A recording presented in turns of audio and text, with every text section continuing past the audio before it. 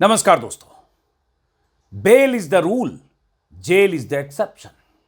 Supreme court के जजों की तरफ से बीते सालों में कई बार यह कहा जाता रहा है कि जेल अपवाद है, बेल नियम है। लेकिन बात जब उमर खालिद की होती है, शर्जिल इमाम की होती है, तो ऐसा लगता है कि jail is the rule, bail is the exception. और ऐसा मैं इसलिए कह रहा हूं कि 14-15 बार उमर खालिद की जमानत पर अलग अलग वजहों से सुप्रीम कोर्ट में सुनवाई टली, अलग अलग वजहों से। लेकिन आखिरकार जब सुप्रीम कोर्ट में सुनवाई पूरी हुई, जमानत पर सुप्रीम कोर्ट ने अपना फैसला सुरक्षित रखा। आज जब फैसले का दिन था, दिल्ली दंगे के उन तमाम आरोपियों पर सुप्रीम कोर्ट के फैसले का दिन, जमानत पर फैसले का दिन, तो फैसला यह आया कि उमर खालिद और शर्जिल इमाम जेल में रहेंगे, उन्हें जमानत नहीं मिली। सुप्रीम कोर्ट के 2 जजों की पीठ ने यह भी कह दिया कि अगले 1 साल तक शर्जिल इमाम और उमर खालिद जमानत याचिका दाखिल नहीं कर सकते। अगले 1 साल तक 5 आरोपियों को जमानत मिली। 5 साल 3 महीने से ये सब तिहाड़ में बंद हैं। बीच बीच में शादी की वजह से, जैसे उमर खालिद की बहन की शादी थी तो 15 दिन के लिए उन्हें अंतरिम जमानत मिली थी। ऐसे अलग अलग वजहों से किन्हें किसी किसी को जमानत मिली होगी। 5 जिन्हें आज जमानत मिली, उनमें गुलफिशा फातिमा है, मीरान हैदर है, शिफाउर रहमान है, मोहम्मद सलीम खान है और शादाब अहमद है, जो अलग अलग सामाजिक संगठनों से जुड़े थे, सामाजिक कार्यकर्ता थे। लेकिन इन पर आरोप है कि दिल्ली दंगों के दौरान 2020 में लोगों को उकसाने, भड़काने और दंगे जैसे माहौल बनाने में इनकी भूमिका रही। लेकिन उन 5 को जमानत मिली। जिन 2 को जमानत नहीं मिली, जिसमें उमर खालिद और शर्जिल इमाम है, जमानत नहीं देने की वजह बताते हुए 2 जजों की पीठ ने, सुप्रीम कोर्ट के जस्टिस अरविंद और जस्टिस NV अंजारिया ने अपना फैसला सुनाया और कहा कि अभियोजन और सबूत दोनों के लिहाज से उमर खालिद और शर्जिल इमाम की स्थिति अन्य 5 आरोपियों की तुलना में अलग है।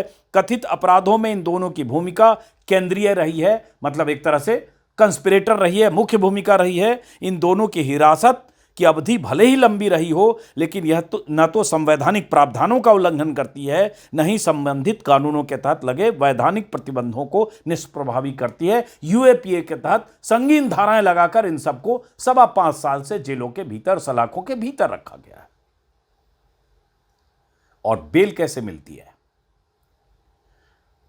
जब मैं आज यह खबर सुप्रीम कोर्ट से जब आ रही थी, जिस पर हम जैसे लोगों की नजर थी कि आखिर क्या होता है, हालांकि अगर कहूं दिल से तो मुझे लग रहा था कि सुप्रीम कोर्ट से भी ने शायद जमानत ना मिले। हजारों पन्ने के आरोप पत्र, चार्जशीट दिल्ली पुलिस की तरफ से उमर खालिद, शर्जिल इमाम और इन तमाम लोगों के खिलाफ हजारों पन्ने की चार्जशीट। उन चार्जशीट में तमाम तरह के ऐसे गवाह जिनकी गवाही पर संदेह है, तमाम ऐसे सबूत जुटाए गए जिन सबूतों पर संदेह है, जिन सबूतों को जुटाने के पीछे दिल्ली पुलिस की मंशा पर बहुत बार सवाल उठाए जा चुके हैं। तथ्यात्मक तौर पर क्रमवार ढंग से बहुत कुछ लिखा और बोला जा चुका है, लेकिन मुख्य कंस्पिरेटर बनाकर, मुख्य साजिशकर्ता बनाकर उमर खालिद को अदालतों में दिल्ली पुलिस की तरफ से पेश किया गया। और सुप्रीम कोर्ट ने दिल्ली पुलिस की वो सारी थ्योरी को बाय किया और उसके बाद जमानत उमर खालिद को नहीं दी। और जब यह खबर आई, तभी सुबह आज मेरी नजर पड़ी थी सजा याफ्ता मुजरिम, रेप और हत्या के मामले में सजा याफ्ता, आजीवन कारावास की सजा भुगत रहे, 20 साल की सजा एक दूसरे केस में भुगत रहे, जैसा कि मैंने कहा, रेप और हत्या। राम रहीम डेरा सच्चा सौदा के सजा याफ्ता शब्द पर जोर दे रहा हूं, मर्डर और रेप के सजा याफ्ता मुजरिम, खबर आज ही के अखबार में छपी है कि 15वीं बार जेल से बाहर आए हैं। राम रहीम 8 साल 4 महीने की सजा अब तक जो उनकी गिरफ्तारी के बाद से हुई, 2017 में उन्हें सजा मिली। 387 दिन बाहर रह चुका, मतलब 1 साल से ज्यादा वक्त तक वो बाहर रहे, और अभी फिर 40 दिन की पैरोल मिली उन्हें। हालांकि पैरोल जब सजायाफ्ता मुजरिम होता है पैरोल के लिए, जो जेल सुप्रिंटेंडेंट है, आचार विचार के आधार पर, और राज्य सरकार की उसमें बहुत भूमिका होती है, इसलिए सरकार की मेहरबानी से सजायाफ्ता मुजरिम को पैरोल मिलती है। राम रहीम को भी मिली और बार बार पैरोल मिलती है, बार बार वो बाहर आते हैं 30 दिन, 40 दिन, 45 दिन, कभी 50 दिन के लिए, और अलग अलग मौकों पर, चुनाव के मौके पर। तो हर चुनाव में, जब भी हरियाणा में चुनाव हो, राजस्थान में चुनाव हो, लोकसभा चुनाव हो, पंजाब में चुनाव हो, जब भी चुनाव, दिल्ली में चुनाव, हर चुनाव के मौके पर 40 दिन, 30 दिन, 50 दिन पैरोल पर राम रहीम बाहर आते हैं। और क्या करते हैं आप समझ सकते हैं। तो सरकार की मेहरबानी, सिस्टम की मेहरबानी, सजा याफ्ता मुजरिम, रेप और हत्या का सजा याफ्ता मुजरिम बाहर आ जाता है। लेकिन उमर खालिद के मामले में दिल्ली पुलिस ने, गृह मंत्रालय ने, सरकार और सिस्टम ने इतने सबूत जुटाकर, या सबूत गढ़कर, या ऐसे गवाह जुटाकर, या पुलिस कैसे जांच करती है सब जानते हैं, चूंकि संगीन धाराएं लगा दी गई। उनके भाषण या उनके जो व्हाट्सएप ग्रुप थे, कहा गया कि उस व्हाट्सएप ग्रुप में थे जिस ग्रुप में ऐसी साजिशें होती थी, या सीएए के आंदोलन के दौरान भड़काने वाले जो समूह थे उसका मुख्य हिस्सा थे। तमाम तरह की बातें, तमाम तरह की दस्तावेजी सबूत जुटाने का दावा दिल्ली पुलिस ने किया, और उसके बाद उन सबूतों के आधार पर कि देश के खिलाफ साजिश कर रहे थे, दंगाई थे, और इस तरह से उनके खिलाफ चार्जेस फ्रेम किए गए, चार्जशीट दायर हुई, और उसके बाद निचली अदालत से लेकर, हाई कोर्ट से लेकर आज सुप्रीम कोर्ट में भी उन्हें निराशा हाथ लगी। सुप्रीम कोर्ट ने यह भी कहा, बात वहाँ सुप्रीम कोर्ट में बहस के दौरान लंबे समय तक, हालांकि उमर खालिद को लेकर बहुत कुछ लिखा गया है, किस तरह से केस बनाया गया और किस तरह से उनके भाषणों को, या उनके बयानों को, या उनकी मौजूदगी को, या एक एक्टिविस्ट के तौर पर सीएए के आंदोलन में उनकी भूमिका को लेकर किस तरह से उन्हें दंगाई या दंगों के मास्टरमाइंड के तौर पर दिल्ली पुलिस ने अपनी फाइलों में उन्हें दर्ज किया, इसको लेकर बहुत बार बात हो चुकी है। कोर्ट में आज ये भी हुआ बहस के दौरान कि जेल में लंबे समय तक रहने और संविधान के अनुच्छेद 21 के तहत जो जीने की स्वतंत्रता है, व्यक्ति की आज़ादी है, उसको लेकर जो संवैधानिक अधिकार है, उसको लेकर जब दलीलें दी गई तो कोर्ट ने कहा कि संविधान और कानून के बीच तुलना नहीं हो सकता। अनुच्छेद 21, आर्टिकल 21 संवैधानिक व्यवस्था में खास जगह रखता है। ट्रायल से पहले जेल को सजा नहीं माना जा सकता। मतलब 5 साल 3 महीने अगर उमर खालिद जेल में हैं तो उसे सजा नहीं माना जा सकता। ये बस बेल उन्हें नहीं मिल रही है, सुप्रीम कोर्ट ने उसी तरह से कहा। और उसके बाद यूएपीए, चूंकि कानून ऐसा है, यूएपीए खास कानून के तौर पर उन शर्तों के बारे में कानूनी फैसला दिखाता है जिसके आधार पर ट्रायल से पहले जमानत नहीं दी जा सकती। राज्य की सुरक्षा और अखंडता से जुड़े अपराधों का आरोप लगाने वाले मुकदमों में देरी तुरूप का पत्ता नहीं हो सकती। मतलब सुप्रीम कोर्ट ने एक तरह से जो दलीलें दी गई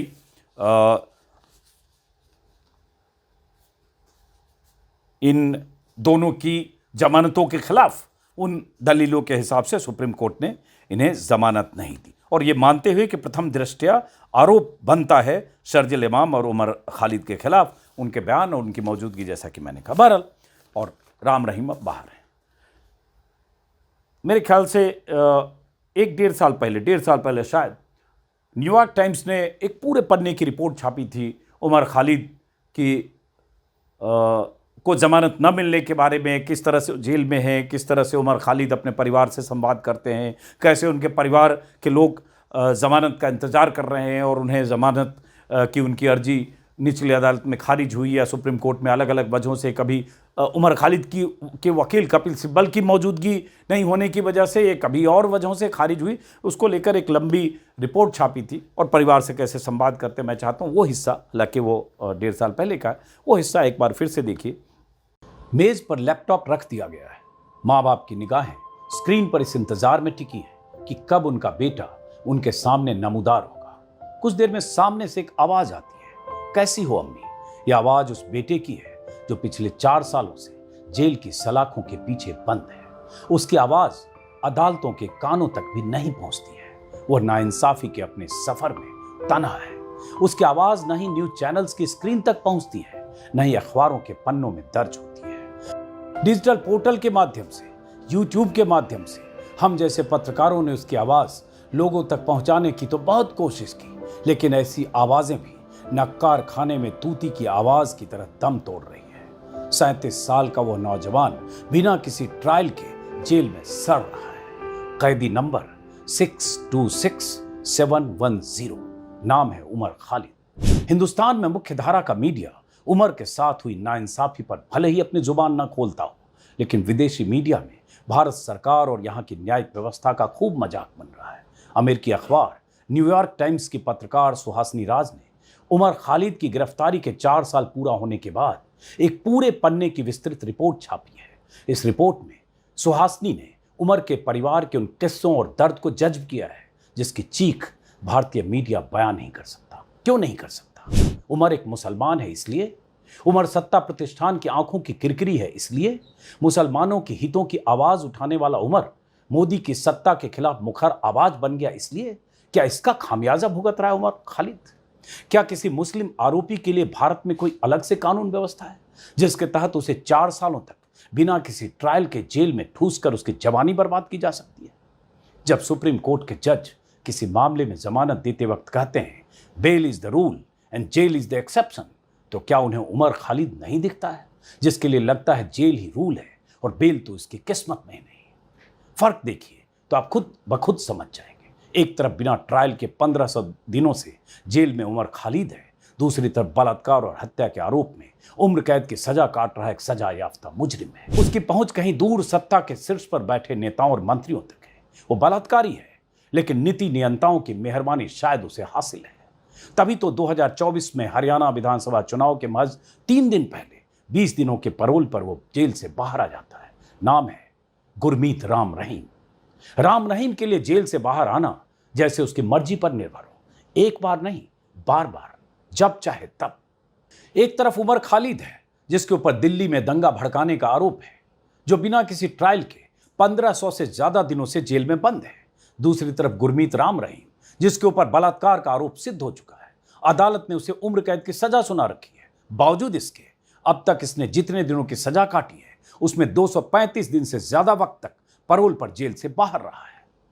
न्यूयॉर्क टाइम्स की पत्रकार सुहासिनी राज की रिपोर्ट के मुताबिक उमर खालिद की वर्चुअल मुलाकात परिवार वालों के साथ हफ्ते में एक बार होती है। लैपटॉप सामने रखा होता है, परिवार के सदस्य एक साथ लैपटॉप स्क्रीन के सामने बैठते हैं और उमर खालिद से बातचीत करते हैं। बीच बीच में परिवार के किसी सदस्य की आवाज उमर के कानों तक पहुंचती है और चेहरा नहीं दिखता है तो उन्हें बार बार उमर फ्रेम में आने को कहते हैं। उमर की मां सबिहा खानम न्यूयॉर्क टाइम्स से बताती है कि उन्होंने अपने बेटे को आखिरी बार तब छुआ था जब अंतिम सुनवाई में जज साहब ने चंद मिनटों के लिए उमर को अपने परिवार से मिलने का समय दिया था। उमर खालिद की गिरफ्तारी 14 सितंबर 2020 को दिल्ली दंगे में साजिश रचने के आरोप में हुई थी। ये दंगे फरवरी 2020 में नागरिकता संशोधन कानून और राष्ट्रीय नागरिकता रजिस्टर एनआरसी के खिलाफ चल रहे विरोध प्रदर्शन के दौरान भड़के थे। सरकार का आरोप है कि उमर खालिद ने दंगों की साजिश रची और लोगों को हत्या के लिए उकसाया था। लेकिन हकीकत में क्या उमर खालिद ने दिल्ली में दंगा भड़काने की कोशिश की थी? उमर के एक बयान को दराब फारूकी ने पिछले महीने यह कहते हुए ट्विटर पर पोस्ट किया था कि क्या उमर के इस बयान को हिंसा भड़काने वाला कहा जा सकता है? हम हिंसा का जवाब हिंसा से नहीं देंगे, हम नफरत का जवाब नफरत से नहीं देंगे। अगर वो नफरतें फैलाएंगे तो हम उसका जवाब प्यार से देंगे। अगर वो डंडा चलाएंगे तो हम तिरंगा उठा के लहराएंगे। अगर वो गोली चलाएंगे तो हम संविधान को हर में अपने हाथ को बुलंद करेंगे।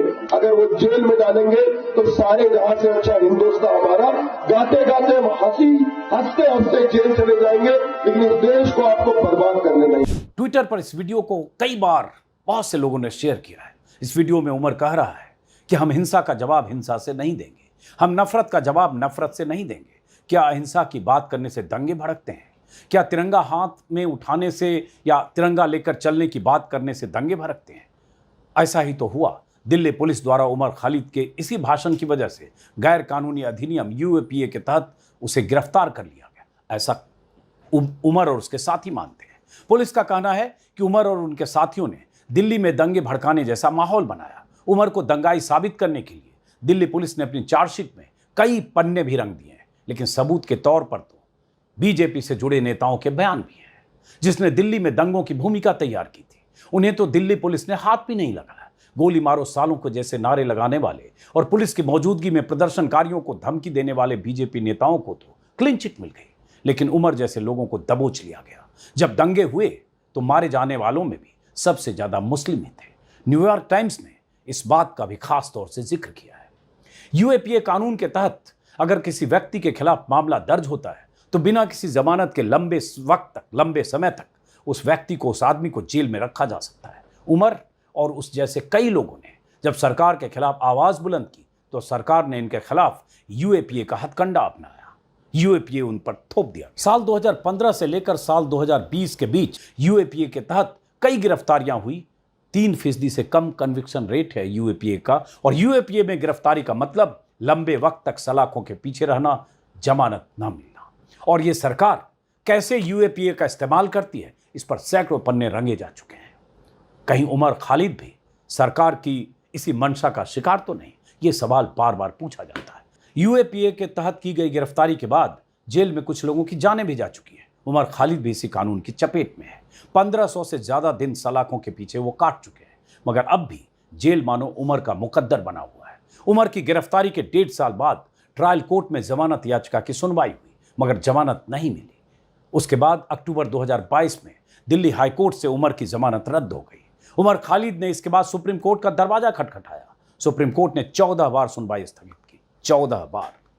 इसी साल के फरवरी महीने में उमर खालिद ने सुप्रीम कोर्ट से जमानत याचिका वापस ले ली। फिलहाल उनकी जमानत याचिका दिल्ली हाईकोर्ट में लंबित है। टेलीग्राफ अखबार में छपी एक रिपोर्ट के मुताबिक उमर खालिद की पार्टनर ज्योत्सना लाहिरी कहती हैं, 1500 दिनों में एक छात्र अपनी ग्रेजुएशन की पढ़ाई पूरी कर सकता है, नौकरियों में अनुभव हासिल कर सकता है, किशोर उम्र के बच्चे एडल्ट हो जाते हैं। इतने दिनों में एक वैज्ञानिक कई शोध कर सकता है। 1500 दिन एक लंबा समय होता है। इतने ही समय से उमर और अन्य लोग बिना किसी ट्रायल के, बिना जमानत के जेल में बंद है। वहीं दूसरी तरफ एक बलात्कारी जो सत्ता में बैठे लोगों का कृपा पात्र है, जब उसका दिल करता है या उसकी जरूरत पड़ती है, सरकार उसे पैरोल पर बाहर कर देती है। साल 2017 में राम रहीम को सिरसा स्थित डेरा मुख्यालय में अपने 2 शिष्यों के साथ बलात्कार करने के आरोप में 20 सालों की जेल की सजा सुनाई थी। तब से अब तक वह कम से कम 11 बार जेल से बाहर आ चुका है। 7 फरवरी 2022 में पंजाब विधानसभा चुनाव होने थे। उस दौरान भी राम रहीम को पैरोल पर जेल से बाहर निकाला गया। 17 जून 2022 को, यानी हरियाणा नगर निगम चुनाव से पहले 30 दिनों की पैरोल पर राम रहीम फिर बाहर आया। इसके बाद आदमपुर उपचुनाव से पहले 15 अक्टूबर 2022 को 40 दिनों की पैरोल मिली। हरियाणा में पंचायत चुनाव के पहले 2023 जुलाई में 30 दिनों के लिए फिर बाहर आया। 21 नवंबर 2023 को राजस्थान विधानसभा चुनाव के ठीक पहले 29 दिनों के लिए राम रहीम फिर जेल से बाहर आया। और ताजा मामला हरियाणा विधानसभा चुनाव से पहले 21 दिनों के लिए वो फिर जेल से बाहर। हरियाणा विधानसभा चुनाव से ठीक पहले जो पैरोल मिली, अगर कुल अवधि को जोड़ें तो सजा के 275 दिन से ज्यादा जेल से बाहर बिता चुका है। वहीं उमर खालिद के नसीब में सिर्फ जेल की सलाखें हैं, कोठरियां हैं, तन्हाई है। क्या कानून बलात्कारी राम रहीम के लिए अलग है और उमर खालिद के लिए अलग? वहीं उमर खालिद के नसीब में जेल की कोठरियां हैं, सलाखें हैं, तन्हाई है। क्या कानून बलात्कारी राम रहीम के लिए अलग है और उमर खालिद के लिए अलग? पिछले साल उमर खालिद को अपनी बहन की शादी में शिरकत करने के लिए सिर्फ 1 हफ्ते की छुट्टी दी गई थी। न्यूयॉर्क टाइम्स की रिपोर्ट के मुताबिक उमर खालिद की मां कहती है, उमर उस दिन सोता तक नहीं था, क्योंकि 1 हफ्ते की छुट्टी का एक मिनट अपने परिवार के साथ बिताना चाहता था। एक तरफ राम रहीम जब चाहे जेल से बाहर आ जाता है, 20-20 दिनों की उसे छुट्टियां मिलती हैं, चुनाव में उसके प्रभाव का इस्तेमाल किया जाता है, बलात्कार का आरोप उसके ऊपर सिद्ध हो चुका है, हत्या का मामला है। वहीं उमर खालिद बिना किसी ट्रायल के पिछले 4 सालों से जेल में बंद है। उमर खालिद के पिता सैयद कासिम रसूल इलियास ने न्यूयॉर्क टाइम्स को बताया कि खालिद की जमानत की अर्जी 3 बार निचली अदालतों में खारिज हो चुकी है। सुप्रीम कोर्ट में उसकी जमानत की सुनवाई कम से कम 1 दर्जन बार टाली जा चुकी है। पता नहीं क्या वजह है। बकौल कासिम रसूल 2 बार तो ऐसा भी हुआ कि खालिद को अदालत लाया गया, लेकिन जज साहब ने खुद को मामले से अलग कर लिया और खालिद को वापस जेल में भेज दिया गया। क्या भारत की न्यायिक व्यवस्था वाकई उमर खालिद के साथ नाइंसाफी कर रही है? क्या मुख्य न्यायाधीश CJI DY चंद्रचूड़ ने उमर खालिद के मामले को भी भगवान के भरोसे छोड़ दिया है? अभी तो उनका एक बयान था कि अयोध्या से जुड़ा फैसला उन्होंने भगवान के भरोसे छोड़ा और भगवान ने उन्हें दिशा दिखा दी। चंद्रचूड़ से भी अगर कोई उम्मीद थी, उनके इस बयान के बाद उनसे भी लोगों की उम्मीद टूटी है।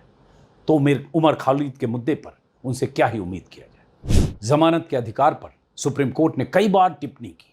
सुप्रीम कोर्ट ने हाईकोर्ट की आलोचना करते हुए कई बार कहा है कि जमानत देने या जमानत याचिका की सुनवाई में लंबा वक्त नहीं लगाया जा सकता। सुप्रीम कोर्ट के जजों ने कई बार जमानत के अधिकार की वकालत की है। इसी साल जुलाई महीने में एक कार्यक्रम में सीजेआई चंद्रचूड़ ने कहा कि ट्रायल कोर्ट के जज कई अहम मामलों में जमानत नहीं देते हैं क्योंकि वो सुरक्षा बरतना पसंद करते हैं। उन्होंने कहा कि बेल देते वक्त वो कॉमन सेंस का इस्तेमाल क्यों नहीं करते। प्रेम प्रकाश बनाम प्रवर्तन निदेशालय मामले की सुनवाई में आरोपी प्रेम प्रकाश को जमानत देते वक्त सुप्रीम कोर्ट ने साफ साफ कहा था जेल नियम है और बेल अपवाद। Justice Bhushan, justice R Gavai, justice Prashant Mishra और जस्टिस केवी विश्वनाथन की बेंच ने कहा था कानून की समुचित प्रक्रिया का पालन करते हुए ही किसी नागरिक को आज़ादी के बुनियादी अधिकार से वंचित किया जा सकता है, वरना बिल्कुल नहीं। सुप्रीम कोर्ट ने यहां तक कहा था कि अनुच्छेद 21 के तहत संविधान जीवन और स्वतंत्रता का अधिकार देता है और अगर आरोपी जमानत का हकदार है और फिर भी उसे जमानत नहीं दी जाती है तो यह उसके जीवन और स्वतंत्रता के अधिकार का हनन है। यह सुप्रीम कोर्ट ने कहा था। क्या उस सुप्रीम कोर्ट को उमर खालिद नहीं दिखता जो 1500 दिनों से जेल में बंद है? बार बार उसकी जमानत की याचिका खारिज होती है। कई बार जज साहब उसके मामले से खुद को अलग कर लेते हैं। उमर खालिद की दर्जनों बार याचिकाएं खारिज की जा चुकी है या टाली जा चुकी। बिना ट्रायल के 4 साल से वो जेल में बंद है। क्या जीवन और स्वतंत्रता के मौलिक अधिकार का हनन नहीं? उमर खालिद के 4 साल जेल में बीतने के बाद वकील प्रशांत भूषण ने अपने एक्स हैंडल पर लिखा उमर खालिद 4 साल से बिना सुनवाई के जेल में बंद है। उनके खिलाफ लगे आरोप स्पष्ट रूप से बेतुके हैं। क्या जमानत नियम और जेल अपवाद का सिद्धांत उनके मामले में लागू नहीं होता, खासकर जब यह संभावना नहीं है कि उनकी सुनवाई समय पर समाप्त हो सकेगी? यह न्यायपालिका पर बड़ा कलंक है। सामाजिक कार्यकर्ता कविता कृष्णन ने एक वीडियो संदेश में उमर की जमानत और सुनवाई की अस्वीकृति को लोकतंत्र की परीक्षा बताया है। अंग्रेजों के जमाने में जब भी अंग्रेज सरकार चाहती थी वो किसी को भी कभी गिरफ्तार कर ले सकती थी और बिना कोई वजह दिखाए बस ये कह करके कि भाई ये तो हमारे सत्ता के खिलाफ कुछ बोल रहे हैं, हमारी सरकार को गिराना चाहते हैं, ये कह करके आपको अंदर कर सकती थी। और ये इसका बदलना ये देश के आज़ाद होने में एक बहुत बड़ी बात थी कि हर नागरिक का अपना अधिकार होगा और सरकार जो है वो आप पर कोई तानाशाही नहीं कर सकती, मनमानी नहीं कर सकती। आपको याद रखना जरूरी है, शायद भूल गए होंगे, मीडिया तो याद नहीं दिलाती, कि 4 साल हो गए हैं, कुछ लोगों को 4 साल से ऊपर, जो उमर खालिद, गुलफिशा, ऐसे लोग जो दिल्ली के दंगों के मामले में गिरफ्तार हुए और अभी तक नहीं छूटे। क्यों नहीं छूटे? एक तो ये है कि उन पर बाकी कानूनों में जहां जहां आरोप था वहां कोर्ट्स ने कहा कि इनके खिलाफ तो कोई केस ही उस तरह से नहीं बनता है क्योंकि ये तो प्रदर्शन करने के लिए लोगों से कह रहे थे, ये कोई हिंसा नहीं उकसा रहे थे और आतंकवाद तो बिल्कुल ही नहीं उकसा रहे थे और उन मामलों में उन्हें बेल मिला है।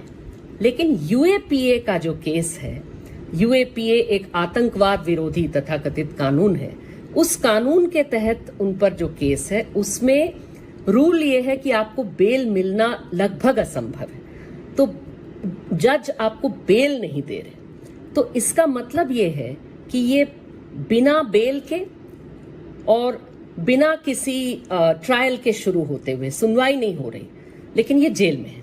यानी अभी तक वो 4 साल की सजा काट चुके हैं। अब ये बताए कि किसी लोकतंत्र में बिना आपके खिलाफ कोई भी आपका जुर्म बिना साबित हुए कोई जेल में रहे इतना समय, तब क्या ये लोकतंत्र है? ये पूछने वाली बात है। और अगर इसके लोकतंत्र होने का एक ही टेस्ट है, वो टेस्ट हमारा आपका है, वो टेस्ट सिर्फ कानूनों। Stand up comedian Kunal Kamra ने कार्यक्रम में कहा कि मैं हिंदू हूं इसलिए आपके सामने खड़ा और बोल रहा हूं, अगर मुसलमान होता तो शायद उमर की तरह मैं केवल तस्वीरों में होता। मैं एक हिंदू हूँ इसीलिए यहाँ आया हूँ, मुसलमान होता तो सिर्फ फ़ोटो में आता। ये बात सच है। और आई थिंक 2016 में मुझे समझ में आया था, जब मैंने कॉमेडी कर रहा था 2-3 साल में, तब मैंने देखा कि ये जो हो रहा है इंडिया में कि कोई मतलब प्राइवेट कॉलेजेस में जो डोनेशन दे दे के बच्चे जाते हैं और उनके माँ बाप जेएनयू के छात्र को एंटी नेशनल बनाने लग जाए, तब सबको बोलने की ज़रूरत है। और तब मेरा था एक जोक था उमर और जो उसके साथी थे जेएनयू कांड में, जैसे अनिर्बान हो गया, कन्हैया हो गया, कि इनका कैंटीन में उधारी है, ये तुम्हारा क्या ले लेंगे। और आज भी मेरा इंडियन पुलिसिंग पे एक बहुत बड़ा सवाल है कि आप कभी पुलिसिंग कभी करोगे सर। एक्ट्रेस और एक्टिविस्ट स्वरा भास्कर ने उमर खालिद और उन जैसे कई नामों को, कई लोगों को जमानत नहीं मिलने पर जजों से क्या क्या सवाल पूछे हैं, जरा ये भी सुनिए। आज ये सवाल पूछना चाहती हूँ अपने न्याय व्यवस्था से कि